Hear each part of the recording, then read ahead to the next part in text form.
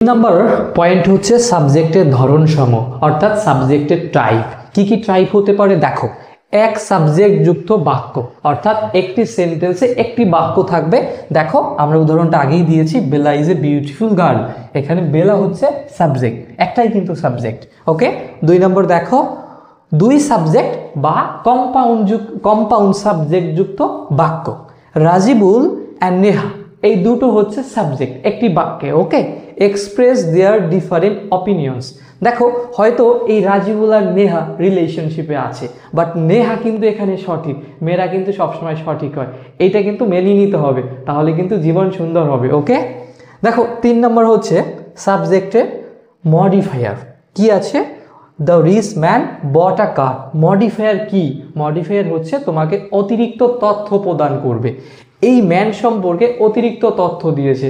Man কেমন? Rich man. ওকে, এখন একটা বিষয়ে তোমাদের কনফিউশন হতে পারে, আমরা জেনেছি যে অ্যাডজেক্টিভও কিন্তু অতিরিক্ত তথ্য প্রদান করে। অ্যাডজেক্টিভ এবং মডিফায়ারের মধ্যে পার্থক্য কি? দেখো এই মডিফায়ারের মধ্যেই কিন্তু তোমার অ্যাডজেক্টিভ